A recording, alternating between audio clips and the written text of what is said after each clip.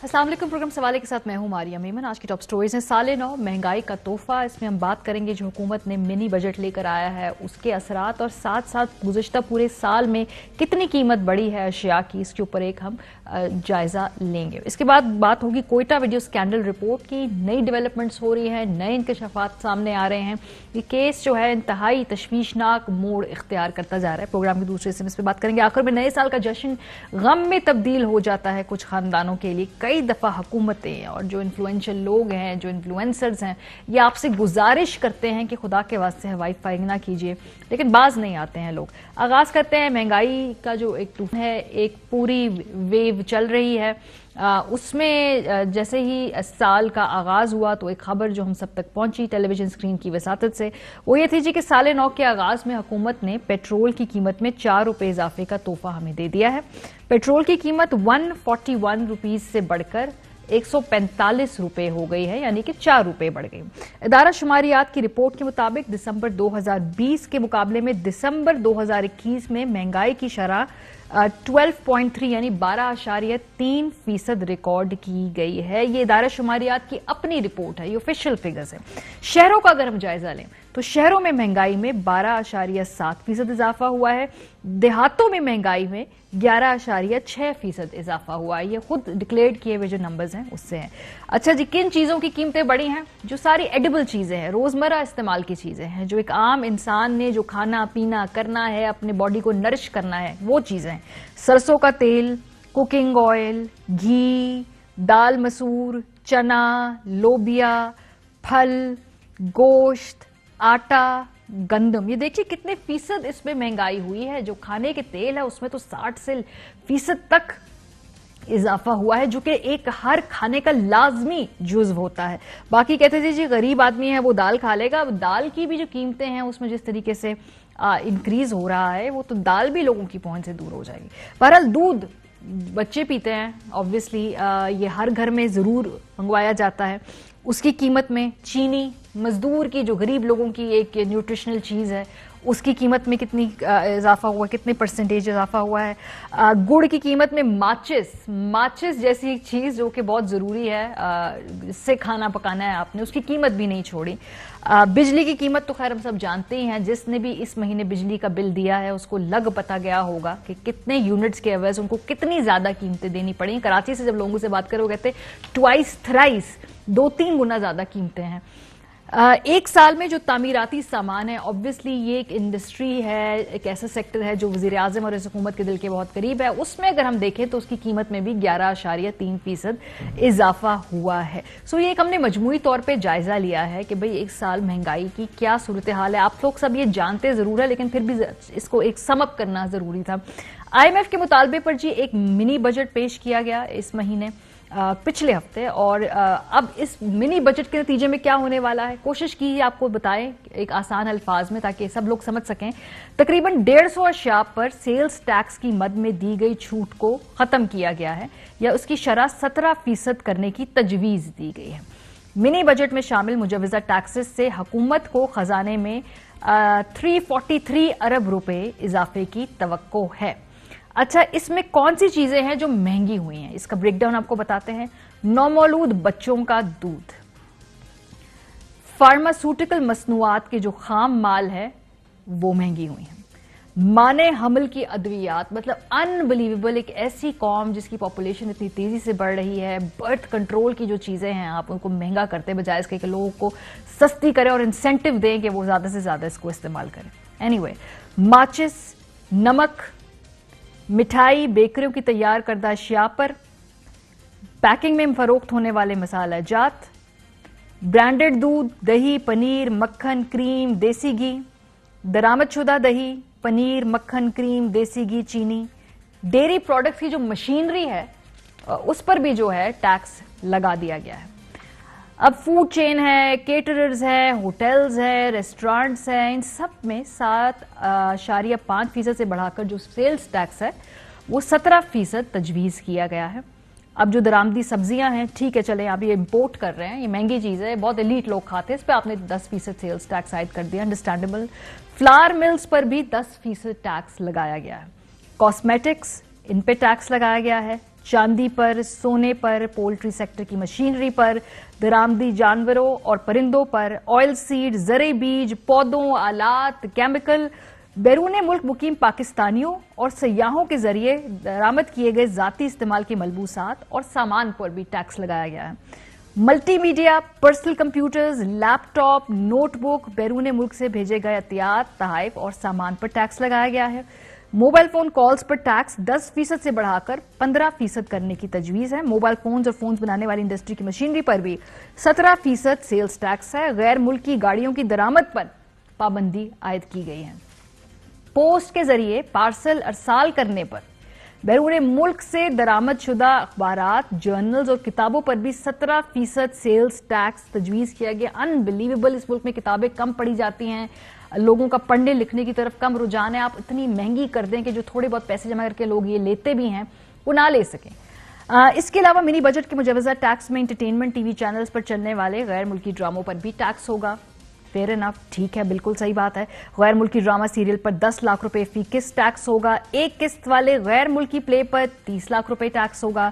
غیر ملکی فنکاروں والے اشتہارات پر 5 لاکھ روپے فی سیکنڈ ٹیکس ہوگا۔ تو کہتے ہیں ہم نے اپنی لوکل انڈسٹری کو پروٹیکٹ کرنا ہے، اس لیے ٹیکس لگایا۔ ٹھیک ہے، حکومت کے آبویسلی اس کو ڈیفینڈ کرنا بہت مشکل ہے، لیکن مزمل اسلم صاحب جو ترجمان ہیں حکومت کے، وہ پھر بھی کوشش کرتے ہیں۔ آج انہوں نے پریس کانفرنس کی اور سمجھایا کہ بھئی یہ ایسا کیوں ہے، اور مستقبل میں وہ کہتے ہیں جی کہ پیٹرول سستا بھی ہوگا، کھانے پینے کی اشیاء قیمتوں میں کمی بھی ہوگی۔ کیا کہتے ہیں مزمل صاحب، ذرا سنیے۔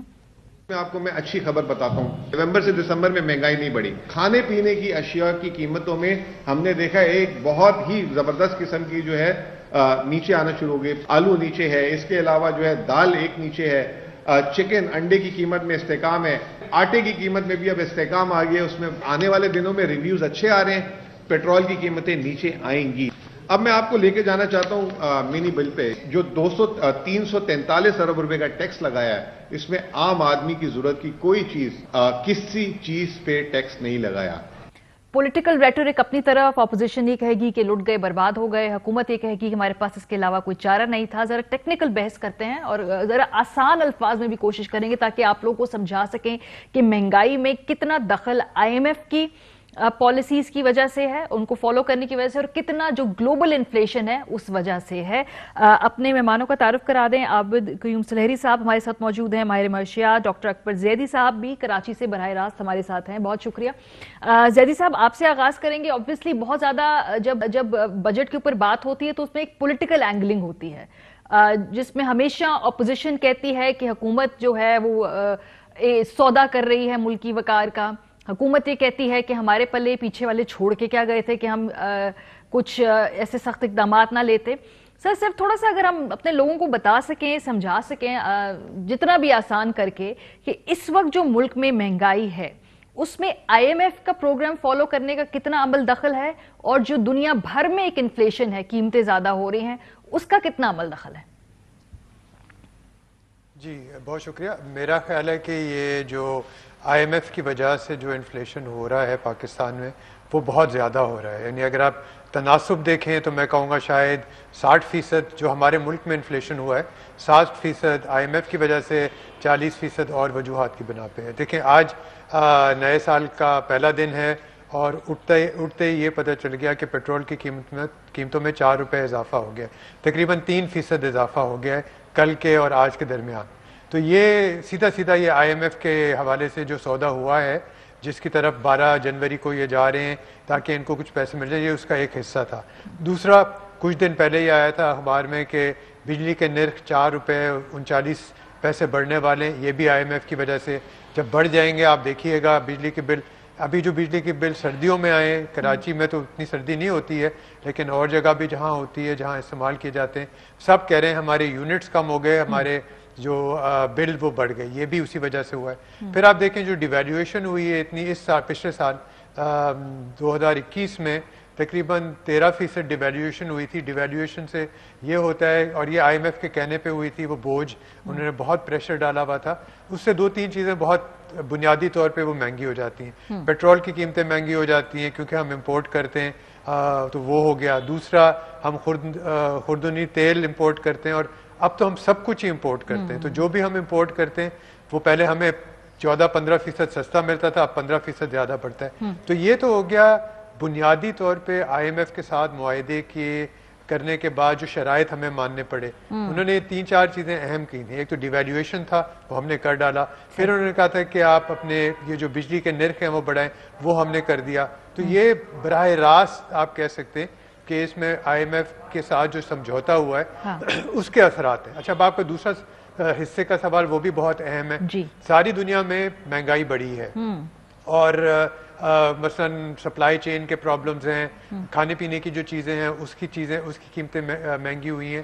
اور تیل کی قیمت مہنگی ہوئی تھی، پھر کم ہوگی جب سے اومیکرون آیا ہے اور اب تھوڑی سٹیبل ہے. لیکن میرے خیال سے جیسے اب واضح ہو گیا کہ اومیکرون وائرس جو ہے یہ زیادہ وہ خطرناک نہیں ہے، تو پھر تیل کی قیمتیں بھی بڑھ جائیں گی. اب آپ یہ دیکھیں، اب یہ جو آپ کا جو سوال ہے نا، اگرچہ اس کے 2 حصے ہیں لیکن یہ بہت جڑے ہوئے ہیں. اگر ہم باہر سے بھی چیزیں جو امپورٹ کرتے ہیں، جو جیسے آپ نے کہا، تو اگر ان کی قیمت مہنگی ہو گئی ہے کیونکہ ڈالر اور روپے کا ریٹ مہنگا ہو گیا، تو ہمیں دگنا اس کی قدر دینی پڑے گی. ایک عالمی منڈی میں جو چیزیں مہنگی ہوئی ہیں، دوسرا یہ کہ ہم نے خود مہنگی کر دی جو IMF کے کہنے پہ کی تھی.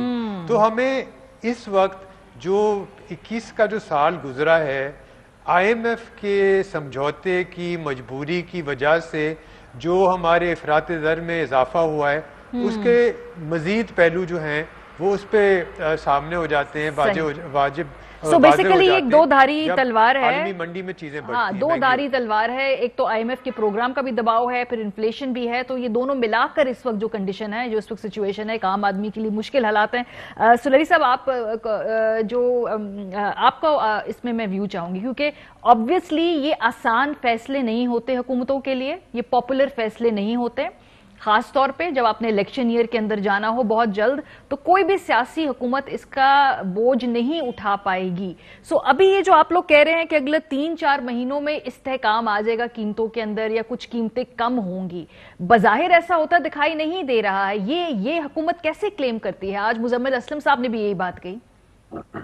جی ماریہ، پہلے تو میں تھوڑا سا دیکھیں، IMF کی پیس جو ان کی ڈیمانڈ ہے اس کی پیس پہ اعتراض ہو سکتا ہے، اس کی سیکوینسنگ پہ اعتراض ہو سکتا ہے، لیکن یہ سارا کچھ کرنا کیوں پڑتا ہے؟ اور زیدی صاحب نے اپنی کتاب میں اس کو بڑا اچھا ایکسپلین کیا تھا، جو پاکستان کی اکانومی کے 50 سال، جو انرجی سرکل ڈیٹ کے بارے میں، کہ شوکت عزیز صاحب کے زمانے میں جبکہ بجلی کی قیمتیں جو تھیں ان میں 100 گنا اضافہ ہو گیا، صرف 9% وہ ٹیرف جو تھا کنزیومر کو پاس آن کیا گیا، 91% پاس آن نہیں کیا گیا، اور وہاں سے یہ انرجی سرکل ڈیٹ کا آغاز ہوا. اور اس وقت ہم دیکھ رہے ہیں کہ 2.6 ٹریلین پہنچا ہوا ہے.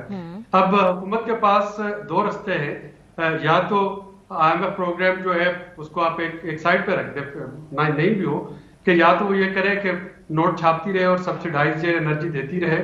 اگلے الیکشن کے بعد PTI حکومت میں آئے، پیپلز پارٹی آئے، نون آئے، کوئی بھی آئے، وہ پھر کوسٹ رہے ہوں گے کہ جی اتنا بڑا جو انرجی سرکل ڈیٹ کا پہاڑ ہے وہ ہم پہ لاد کے چلے گئے اور اس کو کیوں نہیں پاس آن کیا گیا. یعنی 1 سال میں اگر آپ دیکھیں، 1 سال میں کروڈ آئل کی قیمتیں جو ہیں وہ دگنی ہو گئی. 1 سال میں جو گیس کی قیمت ہے 400 گنا بڑھ گئی ہے 2020 کے مقابلے میں. اب اگر اور جب پاکستان میں اس کو دیکھیں تو صرف کچھ فریکشن اس کا پاس آن ہو رہا ہے. ابھی بھی انرجی سرکل ڈیٹ اسی طریقے سے سر اٹھائے کھڑا ہے. تو اگر آپ اس انرجی سرکل ڈیٹ کو کنٹین نہیں کرتے، اگر آپ IPPs کے ساتھ جو وعدے ہیں جس میں کہ ڈالرز میں ان کو پروفٹ دینا ہے، اور اگر نہیں بھی بجلی لیتے تو آپ کو ان کو پیمنٹ کرنی ہے، تو اس کا کہیں پہ توڑ نہیں کرتے. یا تو آپ کو ٹیرف میں بڑھانا پڑے گا. یعنی میں یہ نہیں کہہ رہا کہ جو بجلی کمپنی ڈسکوز کی جو انیفیشنسیز ہیں یا جینکوز کی انیفیشنسیز وہ اس میں کنٹریبیوٹ نہیں کرتی، وہ اپنی جگہ کرتی ہیں. جو انرجی گورننس ہے وہ اپنی جگہ پرابلم ہے، لیکن یہ بھی بہرحال ایک فیکٹ ہے کہ آپ مہنگی بجلی بنا کے اس کو سبسیڈائز کر کے نہیں بیچ سکتے کہ اس کو بیچتے رہیں. دوسری چیز جو کرنسی کی ہے، اگین اس پہ میں بصد احترام یہ کہنا چاہوں گا کہ آپ کے پاس جو ڈالر کا انفلو ہوتا ہے، یا آپ کی ایکسپورٹس کی ارننگ آ رہی ہے، یا آپ کے پاس انویسٹمنٹ آ رہی ہے، آپ کے پاس ریمیٹنسز آ رہی ہیں، یا آپ لون لے رہے ہیں، یہ 4 ہوتے ہیں. جو ڈالر آپ کا باہر جا رہا ہوتا ہے، آپ اپنی جو امپورٹ کرتے ہیں اس کی پیمنٹ کرنی ہے، جنہوں نے انویسٹ کیا ہے انہوں نے اپنا پروفٹ باہر لے کے جانا ہے, جو قرضے لیے ہیں وہ واپس کرتے ہیں, اور جو لوگ یہاں سے باہر جاتے ہیں علاج کے لیے, سیر و تفریح کے لیے, تعلیم کے لیے, وہ ڈالر لے کے جاتے ہیں. اب ہمارا جو ان فلو ہے وہ آؤٹ فلو مقابلے میں کم ہے. یا تو یہ ہو کہ آپ اسٹیٹ بینک میں جو سینٹرل ریزروز ہیں ان کو مارکیٹ میں کیش کرتے چلے جائیں, جیسا کہ پہلے 6 سالوں میں ہوا, 5 سال پی ایم ایل این کے, ایون پی ٹی آئی نے بھی آ کے 1 سال اس کو کیا. تو ہر سال 6 سے 7 بلین ڈالر جو تھے اوپن مارکیٹ میں کیش کروائے جا رہے تھے روپے کی قیمت کو مستحکم رکھنے کے لیے. اب اگر آپ کے پاس ڈالرز نہیں ہیں تو ظاہر ہے کہ آپ اس کو سیل نہیں کر سکتے. ابھی 2 دن پہلے میرے خیال میں اسٹیٹ بینک نے انٹرونشن کی, اور اسی لیے کل آپ نے دیکھا کہ جو فرائیڈے تھا 1 روپے کچھ پیسے جو تھا ڈالر نیچے آیا, لیکن اسٹیٹ بینک کتنی انٹرونشن کر سکتا ہے, اس کے پاس ریزرو. سلیل صاحب یہ تو باتیں آپ نے جو بتائی ٹیکنیکل بیسک باتیں, یہ بالکل ٹھیک ہے, کورس کریکشن کی بھی ضرورت ہے, لیکن ساتھ ساتھ ابھی مجھے یہ سوال لوگ جو سمجھنا چاہتے ہیں, obviously میں اس کا سوال کو بالکل تھوڑا عوامی سطح پر لے کے آنا چاہتی ہوں. جو آپ نے بات کی ٹیکنیکلی شاید بہت سارے لوگوں کو وہ بات سمجھ نہ آئے. وہ صرف یہ کہتے ہیں کہ جی ہم نے اگر اپنی تنخواہ کے اندر اپنا گھر چلانا ہے یا بجٹ ہم نے بنانا ہے, سو اگلے 3-4 مہینے بعد ایسا کیا ہو جائے گا جو آپ کی گورنمنٹ کلیم کرتی ہے کہ جی قیمتوں میں استحکام آ جائے گا, مہنگائی نہیں بڑھے گی. ریئلسٹک ٹائم لائن کیا ہے؟ کیا اگلے 5 سے 6 مہینوں کے اندر مہنگائی ایسے ہی بڑھے گی؟ دیکھیں اس وقت حکومت جو ہے وہ شاید اگلے 5 سے 6 مہینے, چونکہ اس میں 2-3 فیکٹرز آ رہے ہیں. ایک آپ کا کموڈٹی پرائس کا فیکٹر ہے, اگر وہ سٹیبل ہو جاتی ہیں پرائسز ایک جگہ پہ جیسے کہ اس وقت سٹیبل ہوتی نظر آ رہی ہیں, تو شاید ایک پیک پہ آ کے مہنگائی جو ہے وہ آپ کو کم ہونا شروع ہو جائے, چونکہ بیس لائن ایک پیک آتا ہے نا, اس کے بعد مہنگائی ٹیپر ڈاؤن کرنا شروع کر دیتی ہے. ہر چیز کی ایک حد ہوتی ہے. تو میرا خیال ہے کہ ایک میکسیمم سیچوریشن پہنچ گئی, آہستہ آہستہ اس کا ٹیپر آف جو ہے وہ آپ کو نظر آنا شروع ہو جائے گا. جو میں دیکھ رہا ہوں آنے والے 6 مہینوں کے لیے, وہ حکومت کے پاس تقریباً اس وقت 33 ارب روپے کا سبسڈی کا کوشن ہے, جو ٹارگیٹڈ سبسڈی کی شکل میں حکومت دے رہی ہوگی. یعنی حکومت اگر فوری طور پہ مہنگائی پہ قابو نہیں پا سکے گی تو کم از کم یہ ضرور کر سکتی ہے کہ جو لوور انکم ارنر ہیں, جو لوور مڈل انکم ارنر ہیں, ان کی قوت خرید میں اضافہ کر دے. جب ہم بے نظیر انکم سپورٹ پروگرام کے 2000 روپے مہینہ 3000 روپے مہینہ کی بات کرتے ہیں, تو شاید مجھے آپ کو یا زردی صاحب کو یہ مذاق لگے, لیکن جس کی ماہانہ انکم 15,000 ہے اس کا اگر آپ دیکھیں تو اس کو 3,000 اضافی ملنے کا مطلب یہ ہے اس کی 20% آمدنی بڑھ گئی. ٹھیک ہے, تو حکومت جو ہے وہاں پہ ٹارگیٹڈ سبسڈیز کی بات کر رہے ہیں. آپ کے نزدیک آپ لوگوں کی پروجیکشن یہ ہے کہ اب آگے جا کر یہ سٹیبلائز ہوگا اور یہ پیک ہٹ کرے گا, اس کے بعد مزید مہنگائی نہیں بڑھے گی فی الحال 6 مہینے کے بعد یہ چیزیں جو ہیں یہ ٹیپر آف ہونا شروع ہو رہی ہیں. ٹھیک ہے زیدی صاحب, یہ 6 مہینے ایک والا جو ایک انہوں نے اپنا ایک ایسٹیمیٹ دیا, obviously اس میں بہت سارے فیکٹرز ایسے ہیں جو ہمارے کنٹرول میں نہیں ہیں. جیسے کسی کو نہیں معلوم تھا کہ جی کووڈ آ جائے گا اور اس کے بعد جو ہے دنیا میں اس قدر کی انسرٹنٹی آ جائے گی. سو انسرٹن فیکٹرز کو رکھتے ہوئے سائڈ پہ اب آپ کو اگلے 6 مہینے بظاہر کیا لگ رہا ہے؟ اگین جو بہت ایک عام آدمی گھر میں بیٹھا دیکھ رہا ہے, جس کو ہم نے آسان زبان میں سمجھانا ہے کہ بھائی اس نے اگلی بجٹ بنانا ہے اگلے 6 مہینے میں, ہر مہینے اپنے گھر کا کیا ہوگا؟ تباہی ہوگی, مہنگائی اور بے انتہا بڑھے گی. یہ جو بات کرتے ہیں نا ٹیپر آف کی, یہ جو لفظ استعمال کرتے ہیں, اس کا مطلب یہ ہوتا ہے کہ آج 12.5% قیمتیں بڑھ رہی ہیں, 6 مہینے کے بعد 11% بڑھیں گی. وہ تو بڑھتی رہیں گی, اس میں کوئی کمی بظاہر آ جائے گی, لیکن جیسے آپ بات کر رہی ہیں کہ عام شخص کوئی گھر سے نکلتا ہے وہ تو تباہ ہو گیا ہے اور ہو بھی گیا ہے اور مزید ہوگا. اور آپ یہ جو استحکام کی بات کریں کموڈٹی پرائسز کا, یہ تو ڈیپینڈ کرتا ہے کہ کووڈ کتنا پھیلتا ہے. اگر کووڈ نہیں پھیلے گا, جیسے ابھی لگ رہا ہے کہ نہیں پھیلے گا, ابھی اس کا اتنا نقصان نہیں ہوگا, تو پھر قیمتیں بڑھنے لگ جائیں گی. چند دنوں میں آپ دیکھیے گا پیٹرول کی قیمت بڑھنے لگ جائے گی باہر. جیسے عابد نے کہا کہ گیس کی قیمتیں بڑھی ہیں, پیٹرول کی قیمتیں بڑھی ہیں, لیکن ہم اوپر یعنی اس حال میں اپنے پیر پہ 1 نہیں 2 4 کلاڑیاں مانگ رہے ہیں کہ ٹھیک ہے باہر بھی مہنگی ہوگی, ہم بھی مہنگی کر دیتے ہیں کیونکہ ہم ڈیویلیو کر دیتے ہیں, اور ہم چلو باہر تو ہو ہی رہی ہیں تو ہم بھی مہنگی کرتے ہیں, ڈبل مہنگی کرتے ہیں. یہ حل کیا ہے؟ حل کیا ہے زیدی صاحب؟ حکومت کی یہ کوئی آسان فیصلہ نہیں, حل کیا ہے؟ حل یہ میرا تو یہ خیال ہے کہ ان کو IMF کے معاہدے سے نکلنا چاہیے تھا. ان کو 1 سال کی چھوٹ مل گئی تھی جب کووڈ پھیل گیا تھا اور وہ اس کو مزید کھینچ لیتے. ان کو آئی ایم ایف کی پروگرام کی ضرورت نہیں ہے, یہ بار بار سمجھانے کی ضرورت ہے, کیونکہ یہ دیکھیں لوگ کہتے ہیں آئی ایم ایف ہماری مدد کے لیے آ رہا ہے, مدد کے لیے نہیں آ رہا, مزید قرضے دے رہا ہے, یہ قرضوں میں اضافہ ہو رہا ہے. اور یہ لوگ جو اس کے جو اپولوجسٹ ہیں وہ کہیں گے ہاں آئی ایم ایف سے معاہدہ ہو جائے گا, ورلڈ بینک بھی دے دے گا, ایشین ڈیولپمنٹ بھی دے دے گا, لیکن وہ 3-4 ارب کے لیے جو ہمارے عوام پر بوجھ پڑ رہا ہے. دیکھیں ماچس کی قیمتیں بڑھا دی گئی, ڈبل روٹی کی قیمتیں بڑھا دی گئی, انفنٹ فارمولا کی قیمتیں بڑھا دی گئی, سولر پینلز کی بڑھا دی گئی, پہلے پیٹرولیم پہ ٹیکس تھا وہ ختم کر دیا گیا. تو اس طرح کی جب چیزیں ہوں گی آئی ایم ایف کے کہنے پہ, تو پھر آئی ایم ایف ملک چلائے بھی, وہ تو چلا رہا ہے, تو پھر کیا ضرورت ہے اس حکومت کی, کیا ضرورت ہے فائنانس. کنکلوڈ کرتے ہیں اس بحث کو. سلیری صاحب, زیدی صاحب کا کہنا ہے کہ اب آپ کو آئی ایم ایف کی اس طرح کی ضرورت نہیں تھی, آئی ایم ایف پروگرام سے کمپلیکیشن زیادہ بڑھ رہی ہیں, آپ کی بہار زیادہ بڑھ رہی ہے, اور اس کے بغیر بھی آپ زیادہ انڈیپینڈنٹ فیصلے لے سکتے تھے. جی ماری, میں پہلے سے مہنگائی پہ بات کر لوں کہ یہ جو کل کا منی بجٹ تھا, یہ فائنانس بل میں امینڈمنٹ, میرا نہیں خیال کہ اس سے کوئی بہت زیادہ مہنگائی میں اضافہ ہوگا.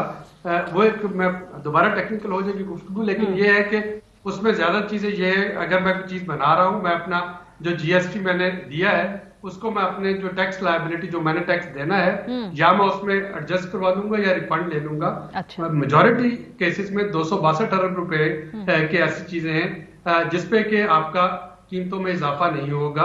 فارماسیوٹیکل بھی اس میں شامل ہے, باقی مینوفیکچرنگ چیزیں بھی شامل ہیں. جب امپورٹ ہوتا ہے یا جب را مٹیریل لوں گا تو میں جی ایس ٹی پے کر رہا ہوں, اور میں ایف بی آر کو جب میں نے اپنا ٹیکس جمع کرانا ہے تو میں بتا دوں گا جی میں نے آلریڈی جی ایس ٹی پے کیا تھا, لہٰذا اس کو ایڈجسٹ کر دیا جائے. تو اس کا کنزیومر پہ افیکٹ جو ہے وہ نہیں آ رہا ہوگا. ہاں کچھ نہ کچھ ظاہر ہے اس میں آئے گا, یہ نہیں کہ بالکل نہیں آئے گا. اب یہ جتنا پینفل عوام کے لیے ہے اس سے زیادہ پینفل یہ ایک سیاسی جماعت کے لیے ہے جس کو کہ 1.5 سال بعد دوبارہ ووٹس کے لیے جانا ہے. تو میرا نہیں خیال کہ کوئی بھی حکومت جو ہے وہ جان بوجھ کے آئی ایم ایف کے پاس جاتی ہے. اگر آئی ایم ایف کا کوئی پلان بھی ہوتا اس کی جگہ تو ہر پارٹی گئی ہے نا, ہر حکومت گئی ہے, صرف پی ٹی آئی نہیں گئی. کوئی 23واں پروگرام ہے, موسٹ پروبلی 23ویں بار جا رہے ہیں ہم. جی تو ظاہر ہے کہ اس کا اگر آپ کے پاس کوئی سبسٹیچیوٹ ہو, اور سبسٹیچیوٹ یہ ہے کہ آپ اپنی جو جن چیزوں کی طرف وہ اشارہ کرتے ہیں ہم اسے خود سے ٹھیک کر لیں. اگر ہم خود سے ٹھیک کر لیتے ہیں, انرجی سرکولر ڈیٹ ختم کر لیتے ہیں, پرائیویٹائزیشن جو لاس میکنگ ادارے تھے ان کی پرائیویٹائزیشن ہونے دیتے ہیں, جو کہ اگین ہر حکومت نے اس کی کوشش کی نہیں کر پائی, اپنے اخراجات جو ہے وہ کم کر لیتے ہیں. 18ویں ترمیم کے وقت جو ادارے منسٹریاں جو ڈیوالو ہوئی تھیں ان سے 3 گنا زیادہ ایکسپینس بڑھ چکا ہے آج ان منسٹریز کا اوور دا ایئرس, یعنی پچھلے 11 سالوں میں. جو فیڈرل لیول کی منسٹریز تھیں وہ تو اس لیے ڈیوالو ہوئی تھی نا کہ بوجھ کم ہوگا, وہ بوجھ 3 گنا بڑھ گیا اور وہ بوجھ صوبوں پہ بھی ٹرانسفر. سو بیسیکلی جو سخت فیصلے کرنے ہیں جس میں ہم نے اپنا جو گورنمنٹ کا ہے پورا جو رننگ مشینری اس کو ٹرم ڈاؤن کرنا ہے, اسٹرکچرل ریفارمز کرنے ہیں, سیاسی ریٹورک نہیں کرنا, جو صحیح اس میں جن اداروں سے جان چھڑوانی ہے ان سے جان اگر ہم نہیں چھڑوائیں گے تو پھر یہ ایک وشیس سائیکل چلے گا. کیا میں نے اس کو صحیح سم اپ کیا سلیری صاحب؟ جی بالکل, اور اسی وجہ سے پھر بار بار آئی ایم ایف کے پاس جانا پڑے گا. اگر اس کا کوئی پلان بھی ہے تو میں اپوزیشن رہنماؤں سے کہوں گا کہ وہ کل سے جب شروع ہوتی ہے پارلیمنٹ میں اس پہ ڈیبیٹ منی بل پہ, تو وہ بتائیں کہ جی یہ ٹینجیبل چیزیں ہیں, یہ کر لیں اور آئی ایم ایف پروگرام ختم کر دیں. لیکن اگر ایسی کوئی چیز نہیں ہے تو پھر ظاہر ہے کہ مجبوراً آپ کو یہی کورس جو ہے اس کو فالو کرنا ہے. بہت شکریہ عابد کریم سلیری صاحب. زیدی صاحب, بیسیکلی جو یہ جو قیمتوں میں اضافہ ہوا ہے, آئی ایم ایف کا پروگرام ہے, گلوبل انفلیشن ہے, ان سارے فیکٹرز کو سمجھنے کی کوشش کر رہے تھے اور چاہ رہے تھے کہ ہم عام لوگوں تک پہنچا سکیں اس انفارمیشن کو کہ جو اگر کل کو وہ بازار جائیں گے ان چیزوں کی قیمت بڑی ہوگی تو وہ کس وجہ سے بڑھی. بریک پر جائیں گے, واپس آئیں گے. کوئٹہ میں پیش آنے والا ایک اندوناک واقعہ ہے جہاں پہ فوٹیجز اور ویڈیوز بنائی جا رہی تھیں لوگوں کی. اس اسکینڈل میں مزید پیش رفت ہوئی ہے. ہمارے نمائندے نعیم اشرف بٹ صاحب ہمارے ساتھ موجود ہوں گے, اس پہ بات کریں گے, ہمارے ساتھ رہیے. Welcome back. آپ کو یاد ہوگا کچھ ہفتے پہلے کوئٹہ سے ایک ویڈیو اسکینڈل رپورٹ سامنے آئی تھی جس نے شاک کر دیا تھا اس ملک میں تمام لوگوں کو, کیونکہ اتنا یہ خوفناک اسکینڈل تھا. کہ لوگ حیران رہ گئے تھے کہ یہ کیا اتنا آرگنائزڈ، کیا یہ ایک پورا گروہ ہے جو اس طرح سے لڑکیوں کو بلیک میل کر رہا ہے. بہرحال اس میں نئی جو ڈیولپمنٹس ہوئی ہیں ان سے ہم آپ کو آگاہ کرنا چاہتے ہیں. جو نیا انکشافات ہیں وہ کچھ یوں ہیں کہ ویڈیو میں دکھائی دینے والی لڑکیاں جو ہیں بظاہر لگتا ہے کہ وہ ملزمان کے ساتھ ملی ہوئی تھیں. ہدایت اور خلیل نے 4 لڑکیاں مردوں کو ورگلانے کے لیے رکھی تھیں. رپورٹ میں ملزم ہدایت کے ساتھ کریمہ کی چیٹ کا حوالہ بھی ہے. ملزم ہدایت کے ساتھ اختلاف ہونے پر کریمہ نے یہ سب راز کھولے ہیں. پیرنٹ اس رپورٹ کے مطابق چیٹ میں کریمہ ملزم کو کہتی میں سب کچھ باہر جا کر بتا دوں گی، کچھ بولا تو تمہاری ویڈیوز نیٹ پر چڑھا دوں گا. ملزم نے پھر یہ کریمہ کو دھمکی دی تھی. ملزمان پارٹی کے نام پہ لوگوں کو بلاتے تھے، لڑکیوں سمیت سب کو نشہ کراتے تھے اور لوگوں کی غیر اخلاقی ویڈیوز بنایا کرتے تھے. ویڈیوز کی بنیاد پر مہمانوں اور لڑکیوں کو ملزمان بلیک میل کر کے ان سے رقم وصول کرتے تھے. جو ملنے والی ویڈیوز ہیں جو 280 کے قریب ہے، اس میں سے 254 ویڈیوز اصل ہیں، باقی ویڈیوز میں تھوڑی ایڈیٹنگ ہوئی ہے. موصول ہونے والی ویڈیوز میں فی الحال جو یہ پولیس کا کہنا ہے کہ زیادتی ہوتی نظر نہیں آ رہی اور بچوں کا بھی اس میں کوئی ذکر نہیں ہے. یہ واقعہ کیا تھا کوئکلی آپ کو ہم یاد کرا دیں. کوئٹہ میں جو قائد آباد کا علاقہ تھا، پولیس اسٹیشن میں ایک خاتون کی جانب سے ایک FIR درج کرائی گئی تھی اور FIR کے مطابق ہدایت اللہ خلجی اور اس کے بھائی خلیل احمد نوکری کا جھانسا دے کے ان کی 2 بیٹیوں کی نازیبا ویڈیوز بناتے رہے ہیں. FIR کے مطابق ملزمان برہنہ ویڈیوز اور تصاویر بنا کر انہیں 2 سال سے بلیک میل کرتے ہیں اور انہیں جسم فروشی پر بھی مجبور کیا جاتا رہا ہے. 4 روز قبل ملزمان ان کی دونوں بیٹوں کو اغوا کر کے لے گئے، جس کے بعد سے وہ لاپتہ ہیں. اس وقت جب FIR درج کرائی تھی تو یہ کہا گیا تھا. FIR کے اندراج کے بعد پھر پولیس نے دونوں ملزمان کو گرفتار کر لیا تھا. اس وقت ملزمان کے قبضے سے مزید ویڈیوز بھی برآمد ہوئی تھیں. ان کے موبائل فون، لیپ ٹاپ اور دیگر ڈیوائسز کو فورنزک کے لیے بھیج بھی دیا گیا تھا. DIG جو کوئٹہ تھے پولیس فدا حسین صاحب، انہوں نے کہا تھا کہ لاپتہ لڑکیوں کی جو آخری لوکیشن تھی وہ اس وقت کابل میں ٹریس ہوئی تھی، جن کی بازیابی کے لیے کئی جو متعلقہ حکام ہیں ان سے وفاقی سطح پر رابطہ اس وقت کیا جا رہا تھا. مزید کیا ڈیولپمنٹ ہوئی ہے اس حوالے سے نعیم اشرف بٹ صاحب سے پوچھیں گے، ہیڈ آف انویسٹیگیشن سیل ہیں AY نیوز کے، اور آج یہ نئی ڈیولپمنٹ جو ہوئی ہے یہ رپورٹ بھی یہی منظر عام پر لے کے آئے. بہت شکریہ بٹ صاحب ہمیں جوائن کرنے کے لیے. اچھا، یہ ایک تو پہلے بتائیے کہ یہ جو ساری تفتیش ہو رہی ہے یہ اس پہ کوئی دباؤ تو نہیں ہے، سیاسی دباؤ یا کوئی اور پاورفل لوگ جو اس پہ اثر انداز ہو رہے ہیں؟ کہ لوگ یہ بھی کہیں گے جی کہ چونکہ یہ پاورفل لوگ اس میں انوالوڈ ہیں تو یہ جو تفتیش ہے یہ دیکھنا ہوگا یہ کس طرح سے ہو رہی ہے، یہ کس نہج پہ جا رہی ہے. ماریا، اس میں یہ ممکن ہے، اس کے امکانات بالکل ہیں، کیونکہ بڑے بڑے امیر زادے جو ہیں وہ اس میں ان کی ویڈیوز بنی. ظاہر ہے پہلے وہ کسی بھی طرح کی لالچ کہہ لیں یا جو بھی ان کی نیت ہوتی تھی اس نیت سے وہ آتے تھے اور بعد میں پھر جب ویڈیوز بن جاتی تھی تو بلیک میل ہوتے رہے. تو دباؤ اور یہ ساری چیزیں اس کے بالکل امکانات ہیں، رول آؤٹ اس کو نہیں کیا جا سکتا. اصل میں ہوا یہ تھا کہ یہ 4 لڑکیاں جو ہیں جن کا لیڈر بتایا گیا ہے فورینزک میں جو چیٹ کے مطابق جو موبائل کی، کہ ایک کریمہ اور عرف پروین کے نام سے زیادہ وہ جانی جاتی ہے. پروین جو ہے وہ اس کا جو خلجی ہے ہدایت خلجی مین ملزم، اس سے وہ پہلے کا تعلق تھا. تو ان دونوں کے درمیان کوئی لین دین میں پیسے میں کوئی ان کا اختلاف ہوا تو وہ اب بلیک میلنگ تو سب کا ہی کام تھا، مل کے کر رہے تھے. تو جب اختلاف ہوا تو آپس میں پھر ایک دوسرے کو انہوں نے بلیک میل دھمکی دینا شروع کر دی. وہ کہہ رہی ہے کہ میں سب کچھ پولیس کو بتا دوں گی، اور جو کہ اس نے بعد میں کیا بھی. اور وہ کہہ رہا ہے کہ تم نے بتایا تو میں تمہاری ویڈیوز جو ہیں نازیبا جو ہیں وہ اس کو انٹرنیٹ پہ چڑھا دوں گا. اصل میں یہ جو آپ نے اپنے انٹرو میں بھی بتایا کہ موبائل فونز، لیپ ٹاپس اور جو تفصیلات تھیں، کچھ چیزیں جو ملیں جو فورینزک کو دی گئیں کہ آپ اس میں دیکھیں، ویڈیوز بھی اس میں تھیں. تو اس میں سب سے اہم چیز جو تھی وہ ہدایت خلجی کا موبائل تھا اور اس کی چیٹ سے سارے راز کھل گئے. جو جب انہوں نے ان لاک کی اور وہ چیٹ وہاں موجود سب کچھ چیزیں تھیں تو اس میں یہی پتہ چلا کہ جو پروین ہے وہ اس کو یہ کہہ رہی ہے کہ اگر یہ ہوا تو اس سے سامنے آئی بات کہ یہ تو جناب پہلے کا طے شدہ تھا اور اتنی کوئی معصومیت بھی نہیں ہے ادھر. اور جو آپ کو پتہ ہے کہ جو بھی مدعی ہوتا ہے, جو بھی لے کے شکایت جاتا ہے, وہ اس نے یہ تو کہنا ہی نہیں ہوتا کہ میں نے کچھ کیا یا میرا کوئی قصور ہے. ٹھیک ہے, وہ پھر وہ نوکری لیکن بٹ صاحب ان دونوں کی اپنی جو ان کی آپس کی لڑائی تھی, لیکن اس کے بعد ایک بہت بڑا سکینڈل ان ارتھ تو ہوا ہے. چلے اگر ہم انیشل انویسٹیگیشن سے مان لیں کہ یہ جو لڑکیاں تھیں یہ وکٹم نہیں تھی بلکہ بہت سارے معاملات میں شاید ان کے ساتھ ملی ہوئی تھی, لیکن جو ویڈیوز آئی ہیں, جو دیگر کیسز آئے ہیں, پھر بھی ایک بڑا بھیانک رنگ جو ہے یہ تو ایکسپوز ہوا ہے. جی ماری, میں اسی طرف جا رہا ہوں کہ یہ آپ آدھا کہہ سکتے ہیں یا شاید آدھے سے تھوڑا کم کہہ لیں کہ ان کا قصور تھا لڑکیوں کا, لیکن میں سٹیپ وائز جا رہا تھا کہ ویڈیوز جو ہیں وہ اس میں یہ انوالومنٹ ان کی نہیں ہوتی تھی. کوئی کتنا بھی ہو, کم از کم انہوں نے ویڈیو تو بنانے نہیں دینی تھی. اس کے لیے وہ صرف مہمان جو آتے تھے انہی کو نہیں, ان کو بھی نشہ وہ پلاتے تھے. خلجی جو ہے وہ لڑکیوں کو بھی نشہ پلا کر وہ بھی ہوش میں نہیں ہوتی تھیں, تو پھر ان کی بھی نازیبا ویڈیوز بنا کے پھر اس ویڈیوز ایک دو ویڈیو پہلے بنا کے بلیک میلنگ میں باقی بھی بنوائیں, پھر دوبارہ نشہ کرواتا تھا. یعنی یہ روٹین چل رہی تھی.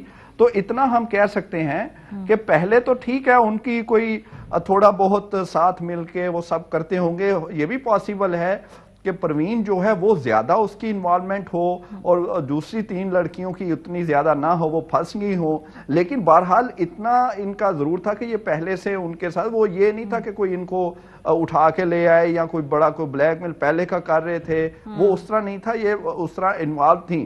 اچھا, جو سٹیپ وائز میں بتا رہا تھا کہ جب وہ پتا چلا موبائل سے انہیں چیٹ کا, تو پھر انہوں نے وہ ساری چیزیں چیک کی, انہیں پوچھا, تو یہ پھر سامنے آئی چیز کہ ہوتا یہ تھا کہ پارٹی یہ کرتے تھے, جیسے آپ کو پتہ ہے پارٹیاں ہوتی ہیں اور امیر زادوں کو, اور وہ یہ ظاہر خلجی برادران جو تھے ملزمان وہ ظاہر تو خود کو بھی بڑا کرتے تھے, بڑی وہ چیز ہیں. اسی طرح کی انہوں نے دوستیاں بنائی ہوئی تھی آئی ایف سے, تو وہ پارٹیاں کرتے تھے. اس میں وہ لوگ جب آ جاتے تھے اور ان کو پھر نشاور چیز پلا کر ساتھ لڑکیوں کو بھی پلاتے تھے. وہ دونوں جب ہوش میں نہیں ہوتے تھے تو پھر ویڈیو بنتی تھی. اچھا, ویڈیو کی حد تک میں پھر کہہ رہا ہوں کہ لڑکیوں کا شاید اتنا قصور نہیں تھا, کیونکہ وہ نشے میں کر کے ان کو نشے میں ہوتی تھی, وہ ہوش نہیں تھا. تو جیسے وہ جو مہمان یا مرد جو تھے جن کی بنتی تھی, اسی طرح وہ لڑکیوں کی بھی بن جاتی تھی, اور اسی بنیاد پہ پھر دونوں کو بلیک میل کرتے تھے. جو مہمان تھے ان کو تو وہ پیسوں کے لیے, اور ان کو مزید ایسی حرکتیں کرنے کے لیے کہ یا تاکہ یہ ادھر ادھر کہیں جائے نہ. اب وہ پروین جو ہے جو کہ جو بتایا جا رہا ہے کہ کوئی اچھی شہرت نہیں تھی, تو وہ ظاہر ہے اس نے تو کتنی حد تک بلیک میل ہونا تھا, وہ پھر اپنا حصہ مانگ رہی تھی. اور جب ان کو بھی ایک چسکا یہ پڑا تھا کہ اکیلے ہی پیسے کھاتے جائیں, اور وہ ان کا اختلاف ہوا, اور پروین نے پھر جا کے وہی کیا, اس کو کوئی اتنی پرواہ نہیں تھی, اس نے بانڈا پھوڑ دیا, معاملہ کھل گیا. اب یہ ساری چیزیں, لیکن ایک چیز آپ کا جو پہلا سوال تھا وہ درست ہے کہ پولیس ابھی تک یہ کلیئر نہیں کر رہی.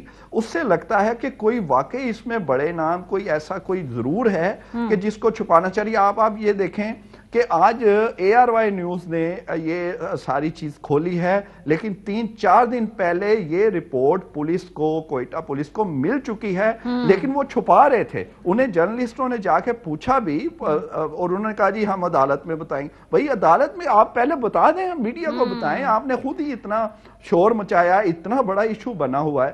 لیکن وہ چھپانے کا مقصد یہ ہے کہ کوئی یا تو وہ جو مہمان تھے وہ کوئی ایسے باسر ہیں, یا پھر ہو سکتا ہے ان کے اندر بھی کوئی ہو, کسی اور نے بھی کوئی ان میں سے جا کے بھی یہ کوئی یہ آشیرواد والا کام بھی پہنچا ہو. اچھا, یہ مجھے بتائیے جو آپ نے جو خبر دی ہے اس میں یہ تھا کہ اس میں کوئی پیڈوفیلیا نہیں ہے, کوئی بچوں وغیرہ کا کوئی ویڈیوز میں کوئی لینا دے کوئی چکر نہیں, بیکاز ایک یہ اینگل بھی تھا جس کے اوپر لوگوں کا خیال تھا کہ شاید کوئی پیڈوفیلیا والا جو بھی وہ بھی ہے, کرائم بھی ہے.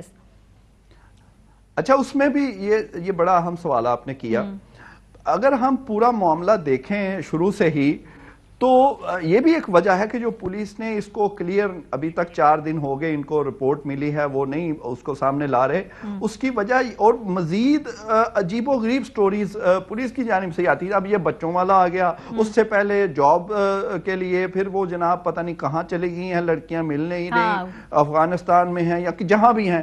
تو اس سے بھی یہ شک پیدا ہوتا ہے کہ واقعی کوئی یا تو دباؤ ہے یا پھر کسی کو بچایا جا رہا ہے ود ان آپ سمجھ لیں، میں تھوڑا لحاظ رکھ رہا ہوں تو یہ لگتا یہ ہے کہ کوئی اپنا ہے جس کا وہ پردہ داری رکھنا چاہ رہے ہیں، لیکن معاملہ اب ARY نیوز نے کھول دیا ہے فورینزک رپورٹ کے اس پہ. فورینزک والے آپ کو پتا ہے وہ پوری دنیا میں ان کی آج تک کسی رپورٹ کو چیلنج کوئی نہیں کر سکا. آپ دیکھیں یہ تو اس سے بڑا کیس زینب کا ہوا، چونیا کا، اور ایک اور سوال بٹ صاحب، ایک اور سوال بٹ صاحب، یہ جو لڑکیاں تھیں ان سے متعلق کہا گیا تھا ان کی آخری لوکیشن پہلے کابل تھی کچھ چند ہفتوں پہلے، ان سے رابطہ ہو گیا ہے یا یہ ابھی بھی لاپتہ ہیں؟ ان کا کیا سٹیٹس ہے جنہوں نے یہ شکایت سامنے لائی تھی؟ جو جی وہ لاپتہ ہیں، اور اس میں بھی یہ بھی ایک علیحدہ اس پہ انویسٹیگیشن مجھے جو لگتا ہے سر میڈم ماریا، اس میں کہیں نہ کہیں کسی اور کو انکوائری کرنی پڑ جائے گی اگر اس کی ڈیٹیل میں گئے، کیونکہ اب تو یہ بھی شک کیا جا رہا ہے کہ وہ لڑکیاں شاید غائب کروا دی گئی ہوں، کیونکہ انہوں نے تو بانڈا پھوڑ دیا تھا اور ان کو تو خود تو اب فورینزک والوں نے تو کھول کے سامنے رکھ دی، لیکن بہت سارے لوگوں کو تو پہلے ہی پتا ہوگا کہ وہ کیا کرتے رہے ہیں اور کیا کچھ اس میں ہوا ہے. تو یہ بھی ممکن ہے وہ خود غائب ہو گئی ہوں، کیونکہ انہیں پتا تھا کہ الٹیمیٹلی جب فورینزک میں معاملہ چلا گیا تو ان کا نام سامنے آ جانا ہے. میں آپ کو ایک مثال دیتا ہوں ایک زینب کیس کی، آپ اس سے اندازہ لگا لیں، آپ کو سارے جواب مل جائیں گے کہ ان شارٹ یہ کہ وہ آپ کو پتا ہے کہ کتنے 1600 تک ٹیسٹ ہو گئے ڈی این اے، وہ مل نہیں رہا تھا، اتنا بڑا معاملہ. تو جب انہیں پتہ لگ گیا ایک بندے کا، وہ جو تھا عمران علی اس کا نام تھا، اس کا جب پتہ لگ گیا تو ایک بڑی مزیدار بات ہے، تو انہوں نے کیا کیا فورینزک والوں نے، انہیں جان بوجھ کے پولیس کو بھی نہ بتایا، تو انہوں نے کہا کہ 6 لوگ نا یہ فلاں لے، ان میں تیسرا نمبر اس عمران کا رکھ دیا. تو جب وہ 6 لوگوں کو قصور سے لاہور لے کے آنے لگے تھے دوبارہ ٹیسٹ کرنے کے لیے، ڈبل چیک کے لیے، تو میں آپ کو کیا بتاؤں کہ راستے میں گاڑی میں 3 دفعہ جو ہے وہ اس نے ادھر گاڑی میں پیشاب کر دیا، اس کا اتنا یعنی وہ گھبرا گیا، اسے پتا تھا کہ میں ہوں. تو یہی آپ سمجھ جائیں کہ وہ لڑکیاں غائب ہو گئی ہیں، پتہ نہیں ہے. ٹھیک ہے، بہت شکریہ، بہت شکریہ نعیم اشرف بٹ صاحب، ہم کر رہے تھے اپڈیٹ دے رہے تھے جو کوئٹہ میں ہونے والا واقعہ ہے. اس کے بریک پہ جائیں گے، واپس آئیں گے.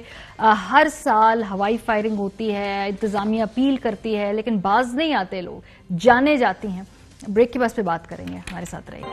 Welcome back. آپ کو آپ کی اسکرین پہ ایک ٹویٹ دکھانا چاہتی ہوں جو ایک علی نور نامی شخص نے کی، جس میں انہوں نے ایک ایکس رے کی تصویر ساتھ شیئر کی ہے، اور وہ کہتے ہیں کہ جو ایکس رے تھا یہ ایک بچے کا ہے، اور یہ بچے کو میو ہسپتال لاہور لایا گیا ہے، اور یہ ہوائی فائرنگ کی وجہ سے اس کی کھوپڑی کے اوپر سے گولی آئی ہے اور لگ گئی ہے.